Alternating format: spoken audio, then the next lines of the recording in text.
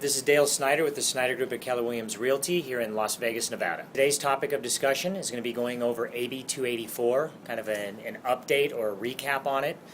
Today we have David Wedemeyer of O'Grady and Wedemeyer with us. Has over 2,000 closed short sale transactions. They focus in the residential market, and it's a real pleasure to have you here today to go over what's happening with that law. Really appreciate you having me, Dale. Yeah. Can't wait to talk. All right, awesome.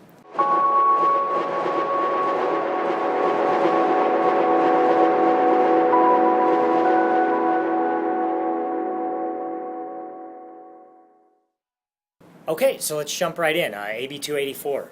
So what's it done to the market?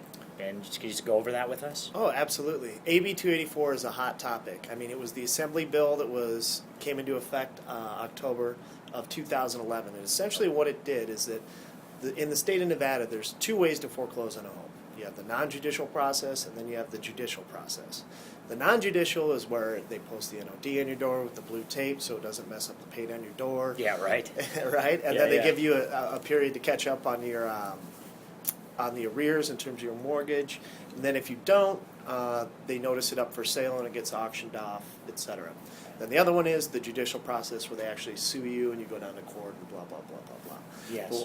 But the statute is NRS .080, okay, 107080, excuse me, and that is for the non-judicial process. And what AB 284 did is it modified that and it put some real teeth into it, specifically saying that the lender or the beneficiary on the deed of trust has to come with all the correct paperwork, okay, that means the note, the deed, all the assignments, every single document that they need to prove that they have a right to foreclose, and it has to be accompanied by a wet signature affidavit from the custodian of records, okay?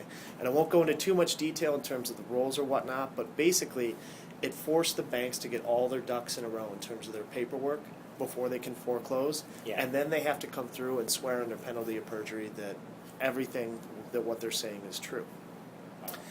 And the real effect, and I hear it from a lot of realtors that I work with and people out in the market because prices are on a little bit of an upswing right now, but what AB 284 really did is it put, I wouldn't go so far as to say a halt on the non-judicial foreclosures, but it slowed it way, way, way down, meaning that there just aren't as many homes to sell. Correct. Because, like you know, right, they don't end up on the market if they don't get foreclosed, right? Yeah, exactly. We've seen an uptick in the NODs starting in January, but it was bleak in the fourth quarter. There were hardly any for the entire valley. Yeah, that's what I saw as well. I mean, I've heard estimates of 2,500 to 3,000 so far this year, but there was an article in the RJ drafted by a broker, and he stated that roughly there was 40 to 50,000 homes in the Las Vegas area that didn't even have power. Yeah. So that's kind of, it's a great law for the homeowners, and I'm kind of caught in the middle because I'm not a realtor, so you know, I'm not competing in the market per se. I'm a lawyer, and I like to see that the person who's going to foreclose on has the right to foreclose, and they prove it, because the non-judicial process was kind of, I wouldn't go so far as to say lackadaisical, but it was kind of loosey-goosey for a while.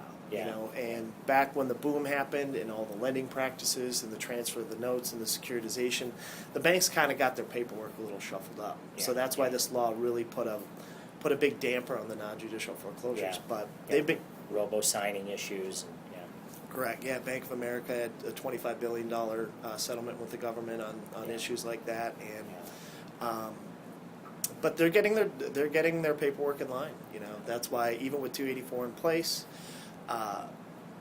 there's been 2,500 to 3,000 of them. So the banks are taking measures. The foreclosures are beginning again. That machine is starting, and it's only going to get more. And the banks are smart. They're not going to sit here and say, okay, we have, let's just take a round number, 50,000 in a shadow inventory, or how everybody wants to refer to it. Yeah. They're not just going to, all of a sudden, once they get everything in line, they're not going to dump 50,000 homes on the market. Yeah, they're going to flood the market, right? How many years have we been hearing that one? Right. They're smarter than that. You know, banks are bottom line guys. All they care about is their net at the end of the year. And they're not going to do anything that's going to affect their ability to earn. And that being the collateral, those homes that they have a right to foreclose on, they're not going to dump it and crush the price on every single one of them. They're just smart. Yeah. Yeah, yeah, absolutely. So AB 284, any summary or anything else that you'd like to share with us and the consumer? Sure, it's kind of a sticking. I wouldn't sticking point probably isn't the right word, but it's ruffled a lot of feathers. Okay, because in the legal community, we look at it, well, depending upon what side of the V you're on. So I Yeah. should take that with a grain of salt. But if you look at it from a consumer standpoint, a homeowner standpoint, I was really pleased when it went into effect because I fought the banks. I saw what they did in terms of their non-judicial stuff. I mean, I went in state and federal court and, pounded and pounded and pounded. And there was some law that was passed even before, that came down from the Supreme Court, even before that really gave the homeowners their rights. But at the same time, being a lawyer, I'm not the real estate professional. I'm not the one out having to deal with the market conditions on a regular basis. Yeah, sure. So it's kind of, I'm in between in terms of what I want to see. Do I want to see it amended? Do I want to see it repealed? I don't know. It's tough for me to say, but there's a big push right now in Carson City to amend AB 284 and get rid of some of the requirements to allow the non-judicial foreclosures to begin again. And there's varying perspectives on it. Some people say that's not right. The banks, we finally held their feet to the fire and we made them do what they're supposed to be doing. And now because there isn't enough inventory or people are staying in their homes for years without paying, and that's not fair. It just depends on where your priorities lie because the arguments can be made from any angle. But I really look at it as it's a catch because I want the homeowners obviously to have the rights that they deserve, but at the same time, the market has to correct itself. Yeah, yeah. And the legislature is trying to find a balance of some kind. Yeah. So I don't know. We'll see. Carson City, there's going to be a lot of laws amended, passed, not passed, maybe not amended, but there's some things stirring up in Carson City right now that will really affect the real estate market coming down the line. Yeah, yeah, that's what I'm sensing and hearing. So, we have a couple other video series that we should interest you as well, going over some of the changes that we see coming down the pipeline potentially.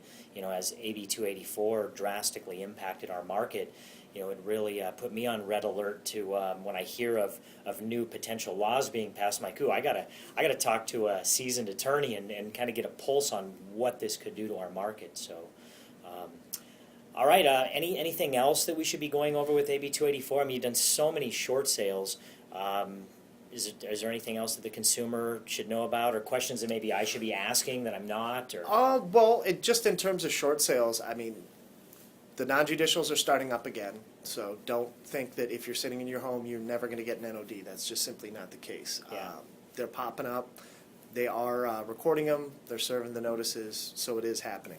Yeah. And on top of it, the mortgage, the debt forgiveness law that was Yes. passed in 2007, and it expired Jan 1. It was passed as part of the fiscal cliff and extended for another year. correct. That is set to expire at December 31st of this year, too. So if you're thinking about doing a short sale, now's the time. I mean, they're not, people talk about, I got one in 30 days, I got one in 45 days. It does happen, but generally the process takes 4 to 6 months. So if you're thinking about short selling, now's the time to kind of buckle down and make that decision to make sure that you close and you still get the waiver of the tax obligation and the entire 9 yards. Yep. So Yeah, that's another long conversation as far as the Debt Forgiveness Act. Do you? What's your gut on it? You think they're going to extend it again? I mean, I know it's kind of a real crystal ball question, but what's your thoughts on that? Well, my thoughts were, before they extended with the fiscal cliff stuff, was that it would drag on for a couple months, not being in effect. They would let it expire and then extend it or renew it in like the end of the first quarter and then make all those transactions retroactive. That Yes. was going to be my deal. So they were going to let it expire so they could say that, okay, we're not going to extend these benefits again, but then so many people were going to push against it that eventually it was going to be part, maybe an earmark of some kind in Kind some of like bill. the first time home buyer credit getting extended. Correct. Yeah. Same kind of thing. But again, I don't know. It's been extended, I want to say 3 times since it was enacted. So Yeah. who knows? But it's strike when the iron's hot. You know what you can do now. Otherwise, you're guessing what you can do in the future. Yeah, it's a good point. Yeah, I don't think it's going to get extended personally, but then again, it's just a crystal ball question. Just curious to get your take on it. So. I would say no. It's 5 years of it. We're coming towards the end. The housing market's improving a little bit, and the politicians in D.C. will probably have enough traction to say we don't need to extend it again. Yeah. All right. So, well, thank you for going through AB 284 with us, David. Once again, we're here to help. If you have any questions in regards to, what your home may be worth, so if short sale still is an option, or you're just trying to figure out what to do, David's got a lot of experience with this. So, what would be the best way for consumers to get a hold of you? They can call the number on the screen, or they can reach out to us on the web at www.owlawlv.com. All right, fantastic. So if you're having, questions, concerns about what you should be doing in your situation, you can reach out to us as well. We got a great team of people that can assist you, give you honest guidance on what you should be doing. It's Dale Snyder with the Snyder Group at Keller Williams Realty, and David Wedemeyer with O'Grady and Wedemeyer Associates. Have a fantastic day. We don't have that paperwork. Yeah. So, therefore, we can't foreclose.